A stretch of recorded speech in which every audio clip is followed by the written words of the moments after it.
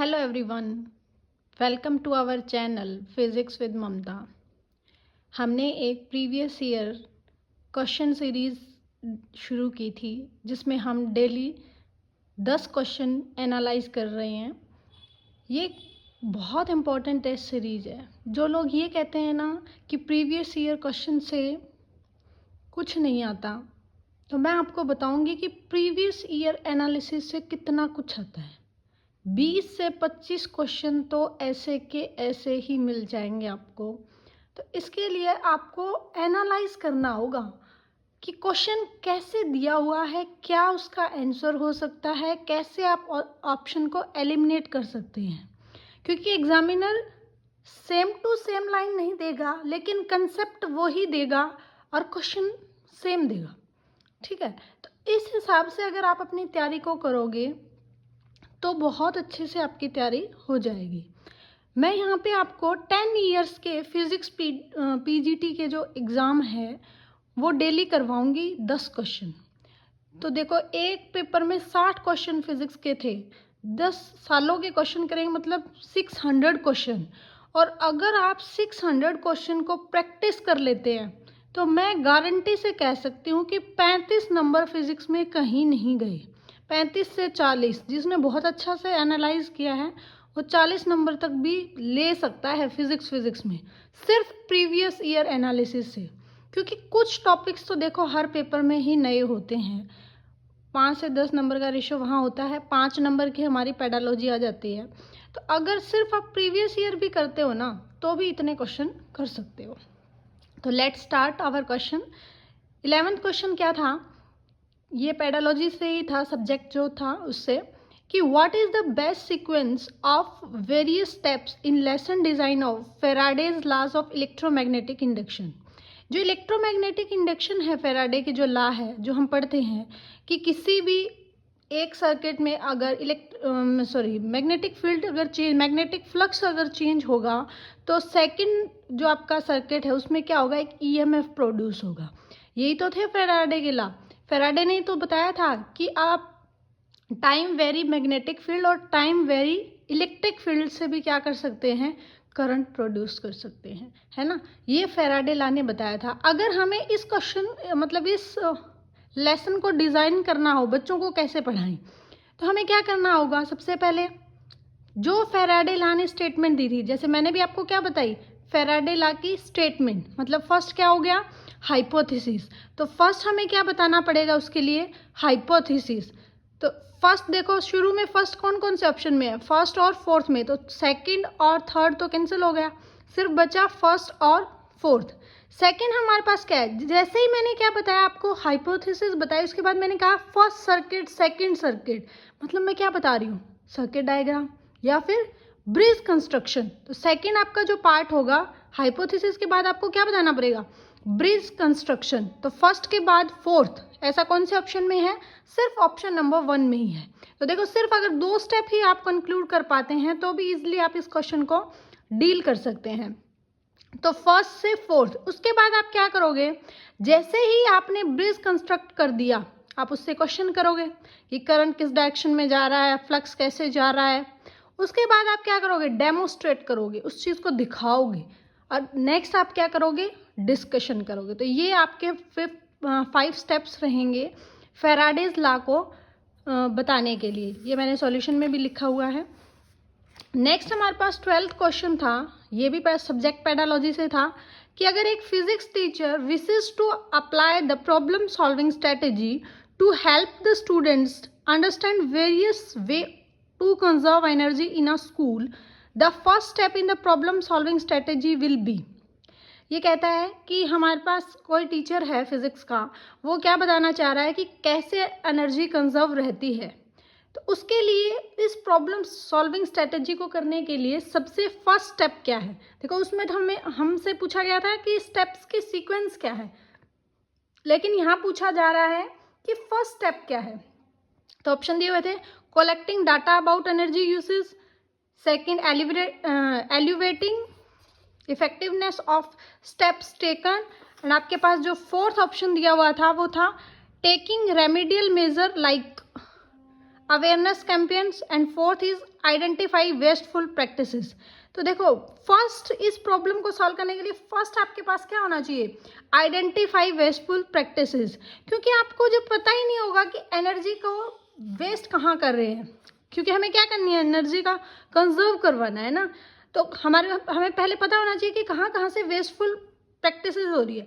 तो सबसे पहले आइडेंटिफाई वेस्टफुल प्रैक्टिसेस, इसके बाद क्या करेंगे, हो सकता है अगली बार वो ऐसे क्वेश्चंस में सीक्वेंस पूछ ले, तो हमें सीक्वेंस भी पता होनी चाहिए। तो दूसरा स्टेप हम करेंगे collecting data about energy uses, हम डाटा को कलेक्ट करेंगे कि एनर्जी का कहाँ कहाँ यूज़ हो रहा है। फिर हम थर्ड स्टेप में यूज़ करेंगे कि जो रेमेडियल मेजर्स है, अवेयरनेस कैंपेन्स है कि कैसे एनर्जी को बचा सकते हैं, उसका यूज़ करेंगे। और फोर्थ क्या होगा, एलिवलेट, क्योंकि हमें पता है ना किसी भी चीज़ का इवेलुएट आप कहाँ करते हो, लास्ट स्टेप ही होता है। तो evaluate effectiveness of the steps taken, जो हमने स्टेप्स टेक किया है उनका एवल्यूएशन क्या होगा, ये हमारा स्टेप कौन सा होगा, फोर्थ स्टेप। तो ये आपकी चारों सीक्वेंस रहेगी और इस क्वेश्चन का जो आंसर है वो क्या रहेगा आपके पास, आइडेंटिफाई वेस्टफुल प्रैक्टिसेस, और क्वेश्चन आपका फोर्थ। इसके बाद है हमारे पास 13th क्वेश्चन कि जो नंबर ऑफ सिग्निफिकेंट डिजिट्स, इस डिजिट्स में कितने सिग्निफिकेंट डिजिट हैं। तो देखो इसमें मैंने आपको एक वीडियो भी डाली हुई है कि सिग्निफिकेंट डिजिट्स को आप कैसे काउंट कर सकते हैं। तो इसमें सिग्निफिकेंट डिजिट्स जो है वो है 4, सिर्फ ये वाली इतने जो डिजिट्स हैं वो ही आपके पास क्या है, सिग्निफिकेंट। क्योंकि हम क्या करते हैं फिजिक्स में, left side of the zeros को भी काउंट नहीं करते सिग्निफिकेंट डिजिट्स में। कितनी भी जीरो लगा दे, यहाँ पे 2 है, 8 भी लगा दे, 10 भी लगा दे, तो भी वो काउंटेबल नहीं है। अगर इन 2 नॉन जीरो डिजिट्स के बीच में अगर वो जीरोस को लगा देता है तो वो काउंटेबल है और वो सिग्निफिकेंट डिजिट्स को बढ़ा देंगी। अगर वो राइट साइड भी आपके जीरोस लगा देता है तो भी वो क्या होगी, सिग्निफिकेंट डिजिट्स होंगी। और इसमें डिटेल से मैंने और भी एग्जाम्पल की हेल्प से बताया हुआ है, इस वीडियो का लिंक मैं आपको डिस्क्रिप्शन में दे दूंगी, वो भी आप ज़रूर देख लेना कि आगे ऐसा कोई क्वेश्चन आए तो आप डील कर पाए। वैसे मैंने बड़ा बता ही दिया है कि लेफ्ट साइड जितनी भी जीरोस होती है वो हम काउंट नहीं करते हैं, राइट साइड की जीरोस भी काउंट करते हैं, in between 2 non zero digits के बीच में भी हम क्या करते हैं, जीरोस को काउंट करते हैं। हमारे पास फोर्थ इक्वेशन था कि which of the following is not a product oriented performance skill in the physics laboratory. जो फिजिक्स लेबोरेटरी है उसमें जो प्रोडक्ट ओरिएंटेड परफॉर्मेंस स्किल है वो नहीं है पूछा है इसमें। तो देखो हम जब फिजिक्स की लैब करवाते हैं तो हमें क्या, हमारा मेन मकसद होता है प्रोडक्ट ओरिएंटेड परफॉर्मेंस स्किल के अकॉर्डिंग कि हमारे पास जो भी हम एक्सपेरिमेंट्स कर रहे हैं वो एक्सपेरिमेंट्स, उसकी ऑब्जर्वेशन, उसकी कैलकुलेशन, रीडिंग्स बेस्ट से बेस्ट लो, है ना। तो यहाँ पे इसका जो आंसर होगा वो होगा detect and rectify instrumental error and there limitations. हम ये तो नहीं करते ना फिजिक्स में लैब में बैठ के कि सबसे पहले ये देखते हैं कि ये कितना इंस्ट्रूमेंट एरर है, इसमें क्या इसकी लिमिटेशंस है। हम उस लिमिटेशन को ओवरकम करके भी हमारे एक्सपेरिमेंट करने की कोशिश करते हैं कि हमें क्या चाहिए, बेस्ट से बेस्ट रिजल्ट चाहिए, है ना। तो इसका जो आंसर रहेगा वो क्या रहेगा, फर्स्ट। ये भी हमारे पास क्या था, सब्जेक्ट पेडालॉजी का क्वेश्चन था।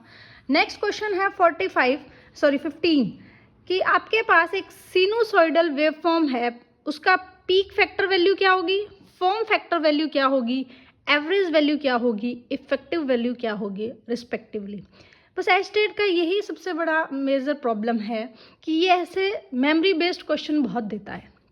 देखो ये क्वेश्चन कहाँ से उठाया इन्होंने, तो इस क्वेश्चन को करवाने के लिए देखो सिनुसॉइडल वेव आपने पढ़ा होगा, ट्रांसफॉर्मर, है ना। ट्रांसफॉर्मर क्या करता है, अल्टरनेटिंग करंट को किस में चेंज करता है, डायरेक्ट करंट में चेंज करता है। वहाँ पे ये सब पैरामीटर हम फाइंड आउट करते हैं। जैसे फर्स्ट पैरामीटर इन्होंने दिया है peak factor value, form factor value, average value और इफेक्टिव वैल्यू। यहाँ पे हम फाइंड आउट करते हैं एवरेज वैल्यू ऑफ करंट या फिर वोल्टेज, है ना, IDC, इसकी वैल्यू क्या होती है।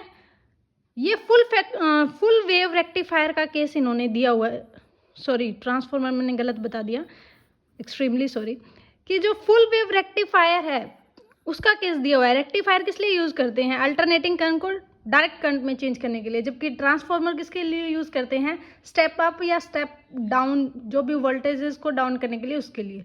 Extremely sorry. तो यहाँ पे AC से DC में जो चेंज करने के लिए हम यूज़ करते हैं वो फुल वेव रेक्टिफायर करते हैं। फुल वेव इसलिए करते हैं क्योंकि इसमें हर साइकिल में हमें क्या मिलता है, आउटपुट मिलता है। तो यहाँ निकालते हैं हम IDC, average value of the current, ये होती है 2I0/π। I0 क्या है यहाँ पे, peak value of the current. क्योंकि हमारे पास यहाँ पे इनपुट हम जो देते हैं वो देते हैं AC, जो किसके इक्वल होती है, I = I0 sin ωt। Over the cycle अगर मैं उसकी एवरेज वैल्यू फाइंड आउट करती हूँ तो क्या बनता है, 2I0/π। अगर मैं इसकी RMS वैल्यू किसकी निकालते हैं, इसमें RMS वैल्यू निकलती है हमेशा AC करंट की और एवरेज वैल्यू निकलती है हमेशा DC करंट की। इनपुट क्या दे रहे हैं, AC, आउटपुट क्या आ रहा है, DC। तो IRMS जो वैल्यू होती है वो होती है I0/√2 या फिर 0.707 I0, और इसको लिख सकते हैं 0.3637 I0। तो देखो यहीं से भी कट जाएगा ऑप्शन। एवरेज वैल्यू पूछिए तो एवरेज वैल्यू मैंने बताई है 0.63 I मैक्सिमम और 0.707 I मैक्सिमम पीक वैल्यू। तो ये दो ऑप्शन बचेंगे, ये दो तो कैंसिल हो गए। अब हमसे पूछा है पीक फैक्टर वैल्यू या फॉर्म फैक्टर वैल्यू। तो जो फॉर्म फैक्टर वैल्यू होती है वो क्या होती है, आपके पास रेशियो होती है किस किस का, IDC/IRMS का। तो इसकी जो वैल्यू आपके पास होती है IDC/IRMS, तो ये हमारे पास क्या होगी 1.11। तो ये आपका जो सेकंड ऑप्शन होगा वो क्या होगा, करेक्ट होगा। तो अकॉर्डिंग टू ऑप्शन से हमें चलना पड़ा कि इसने फुल वेव रेक्टिफायर पूछा है। अगर ये फॉर्म फैक्टर यहाँ पे 0.48 होता तो ये हाफ वेव रेक्टिफायर होता है ना। इसकी जो IRMS वैल्यू है या IDC वैल्यू है, IRMS तो सेम रहती है, जबकि IDC क्या होती, I0/π। ये किस केस में होती, हाफ वेव रेक्टिफायर में, हाफ वेव रेक्टिफायर में। इसने ऐसा कुछ बताया भी नहीं और सीधी डायरेक्ट मेमोरी बेस्ड क्वेश्चन सा दे दिया, लेकिन आप इजीली डिटेक्ट कर सकते हो, इतना मुश्किल नहीं है कि थोड़ा सा भी आपको आइडिया होगा कि एवरेज वैल्यू ऑफ करंट क्या होती है और एवरेज वैल्यू ऑफ हमारे पास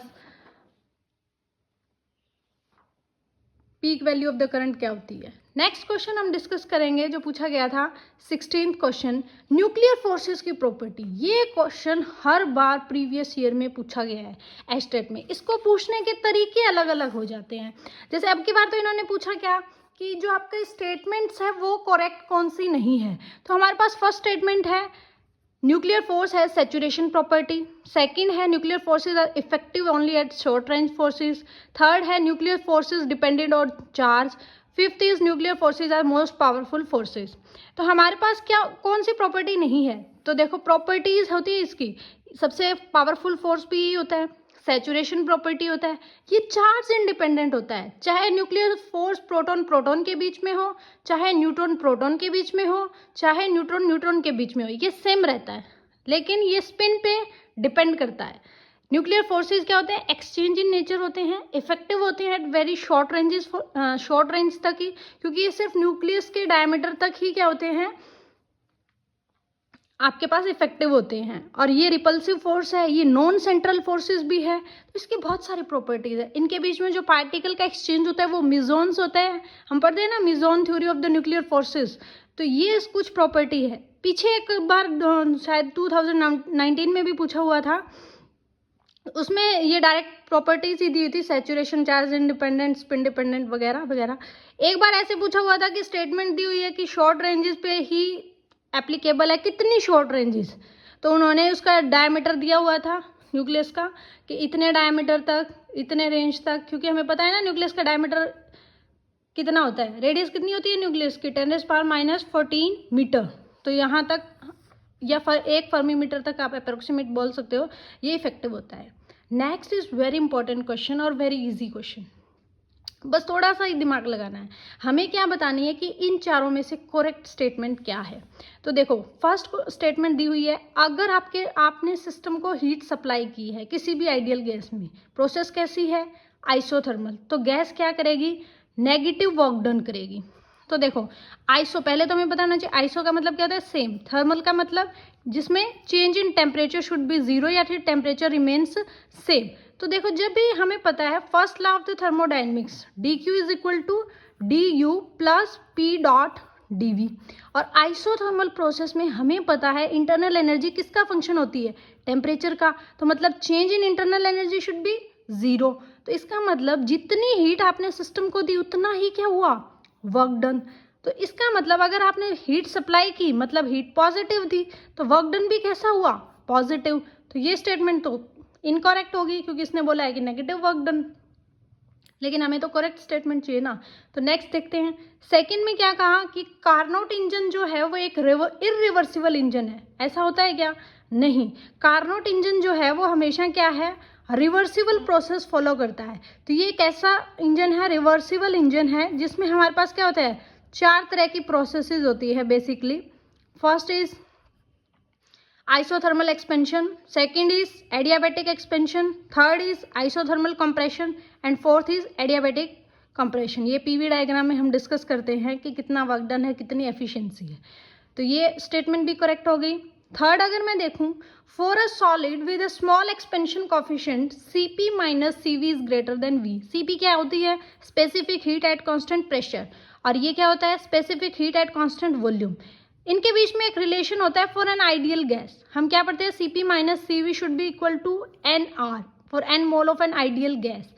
तो आपके पास Cp माइनस Cv, अगर मैं n को 1 कर दूं, किसी भी सॉलिड के लिए 1 कर दूं, तो देखो Cp ज़्यादा है ना Cv से कुछ अमाउंट, इसने यही कहा है स्लाइटली ग्रेटर देन Cv। ठीक है, ये सिर्फ आइडियल गैस के ही केस में है। फोर्थ, इसका मतलब ये स्टेटमेंट करेक्ट है तो थर्ड विल बी करेक्ट, लेकिन फोर्थ भी आप चेक करते हैं। फोर्थ में क्या दिया हुआ है, if heat is added to a system the temperature must increase. अगर सिस्टम को हीट देंगे तो टेम्परेचर मस्ट इंक्रीज। हाँ, अगर सिस्टम को हीट देते हैं मतलब हम उसका टेम्परेचर भी बढ़ा रहे हैं, लेकिन मस्ट इंक्रीज ये सही नहीं है। हाँ, किसी सिस्टम को अगर आप हीट दोगे तो टेम्परेचर इंक्रीज होगा, लेकिन हर केस में होगा ऐसा ज़रूरी नहीं है। अगर ये वर्ड मस्ट ना होता ना तो ये स्टेटमेंट भी करेक्ट हो जाती, लेकिन इस मस्ट स्टेटमेंट की वजह से ये स्टेटमेंट क्या हुई है, इनकरेक्ट हुई है, कि अगर सिस्टम को हीट देंगे तो जो इसका टेम्परेचर है वो should be increase. Next question हम डिस्कस करते हैं, बोहर मॉडल से पूछा हुआ है। बोहर मॉडल का एक पीछे भी क्वेश्चन पूछा हुआ था, हमने शुरू के 10 क्वेश्चन किए थे उसमें भी, कि जो बोहर मॉडल में हम एनर्जी लेवल स्पेक्ट्रम पढ़ते हैं हाइड्रोजन एटम का, उसमें कौन कौन सी सीरीज अपीयर होती है। तो उसका आंसर क्या था कि एब्जॉर्प्शन में तो सिर्फ एक सीरीज अपीयर होती है लाइमन, जबकि एमिशन स्पेक्ट्रम में हमें सारी सीरीज अपीयर होती है। और उसके 2 क्वेश्चन पीजीटी स्क्रीनिंग में पूछे हुए थे उसी चीज़ से, कि जो लाइमन और पास्टनबैक और पफन सीरीज हैं, इन सीरीज का सीक्वेंस लगाइए, इन सीरीज में ये कौन कौन से रीजन में पाई जाती है, ऐसे क्वेश्चंस किए हुए हैं हमने। शॉर्ट वीडियो में मैंने ये क्वेश्चन करवा भी रखे हैं। नेक्स्ट आपके पास क्वेश्चन है 18th, in a Bohr model of hydrogen atom the electron circulates around the nucleus in the path of radius. Radius आपको गिवन है, फ्रीक्वेंसी आपको गिवन है, the value of B set up at the centre of orbit is. तो ये कैसे पता लगेगा कि यहाँ पे मैग्नेटिक फील्ड कितना होगा। हमें पता है ना कि बोहर मॉडल में जो इलेक्ट्रॉन है वो इन अ सर्कल में मूव करता है, तो इसका मतलब हमारे पास क्या होगा, सर्कल में इलेक्ट्रॉन मूव कर रहा है। इलेक्ट्रॉन मूव कर रहा है मतलब वो क्या प्रोड्यूस कर रहा है, करंट प्रोड्यूस कर रहा है। अगर वो करंट प्रोड्यूस कर रहा है मतलब वो क्या प्रोड्यूस कर रहा है, मैग्नेटिक फील्ड। तो हमारे पास मैग्नेटिक फील्ड की value eight the centre of orbit क्या होगी, B is equal to μ0I/2r। ये फॉर्मूला बेस्ड क्वेश्चन था, अगर ये फॉर्मूला आपको पता है तो ही आप इस क्वेश्चन को कर पाओगे। ठीक है, तो हमें पता है μ0I/2r, और I क्या होता है Q/T। Q/T क्यों लिख रही हूँ मैं, क्योंकि हमें फ्रिक्वेंसी दी हुई है, टाइम तो कहीं दिया हुआ ही नहीं है। तो Q/T इसको क्या लिख सकते हैं, Q/ν, क्योंकि 1/T क्या हो गया फ्रिक्वेंसी, और Q हमें पता है चार्ज ऑन द इलेक्ट्रॉन, आप पुट कर सकते हैं। इन सब वैल्यूज़ को जब आप पुट करोगे, μ0 की वैल्यू होती है 4 pi × 10⁻⁻⁷, Q की value charge of the electron, frequency given है, रेडियस आपको गिवन है 2, इसको जब आप निकालोगे तो 12.6 टेस्ला आपका आंसर आ जाएगा। तो ये फॉर्मूला बेस्ड क्वेश्चन था और ईजी भी था कि जस्ट पुट करना था, आंसर मिल गया था। ठीक है, नेक्स्ट आपके पास क्वेश्चन है 19th। ये क्या कहता है कि एक रिएक्टर है जो प्रोड्यूस करता है energy at a rate of 32 megavolt, the required number of fusions पर सेकेंड 12वें यूरेनियम 235 आर। एज्यूम करना है कि एनर्जी पर फ्यूजन में कितनी निकल रही है, 200 मेगा इलेक्ट्रॉन वोल्ट। इसने सिर्फ ऑर्डर पूछा है कि कितने ऑर्डर तक होगी। तो इस क्वेश्चन को डील करते हैं। देखो हमारे पास क्या है कि एनर्जी का रेट कितना दिया हुआ है, 32 मेगा इलेक्ट्रॉन वोल्ट। तो मैं इसको जूल पर सेकंड में भी चेंज कर सकती हूँ। तो ये क्या होगा, 32 × 10⁶ जूल पर सेकंड। हर एक फ्यूजन में, इसने कहा पर फ्यूजन, फ्यूजन क्या होता है, जब भी कोई यूरेनियम का न्यूक्लियाई अपने कॉन्स्टिट्यूएंट्स में क्या होता है, स्प्लिट होता है सेकेंडरी पार्ट्स में, तब क्या होता है, एनर्जी का एमिट होता है। तो एनर्जी पर फ्यूजन में कितनी एमिट हो रही है, 200 मेगा इलेक्ट्रॉन वोल्ट। तो इसको लिख सकते हैं 200 × 10⁶ इलेक्ट्रॉन वोल्ट। और एक इलेक्ट्रॉन वोल्ट के लिए हम क्या करेंगे, 1.6 × 10⁻⁻19 से मल्टीप्लाई, तब हमारे पास जो टोटल एनर्जी है वो किस में आ जाएगी, जूल में। और टोटल एनर्जी क्या होगी, जितनी एनर्जी प्रोड्यूस हुई और कितने फ्यूजन हुए, तो total energy produce over energy पर फ्यूजन किसके इक्वल होगा आपके पास, नंबर ऑफ फ्यूजन। हमसे यही पूछा था ना कि कितने नंबर ऑफ फ्यूजन्स हो रहे हैं इस प्रोसेस के दौरान, तो वो क्या होगा, एन टोटल एनर्जी जूल में, एनर्जी पर फ्यूजन जूल में। तो आपके पास जो रेंज है वो कितनी आ जाएगी, 10⁻18। ठीक है, तो ये बहुत इजी क्वेश्चन था, नॉट सो मच कि अगर आपको थोड़ा बहुत भी गैस है तो आप आराम से कर पाओगे इस क्वेश्चन को। सिर्फ ये पता होना चाहिए कि आपको जूल में एनर्जी को क्या करना है, कन्वर्ट करना है, क्योंकि यहाँ पे मेगा वॉट दिया हुआ है। इलेक्ट्रॉन, या तो इसको इलेक्ट्रॉन वोल्ट में कन्वर्ट करो क्योंकि यहाँ पे मेगा इलेक्ट्रॉन वोल्ट है। बस ये एक कॉन्सेप्ट था इसमें कि आपको एनर्जी का कन्वर्जन आना चाहिए। नेक्स्ट है 20 क्वेश्चन।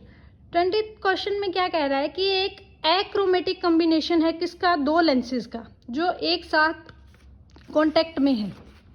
कॉन्टैक्ट में है मतलब इफेक्टिव फोकल लेंथ होगी, और इफेक्टिव फोकल लेंथ दो कन्वेक्स लेंस बोल रहा है, तो इफेक्टिव जो फोकल लेंथ होगी वो किसके इक्वल होगी, 1/f1। कोई एक लेंस f1 मान लेते हैं, उसकी हमारे पास फोकल लेंथ सेकंड की f2। तो ये दिया हुआ है आपको f इफेक्टिव कितना, 120 सेंटीमीटर।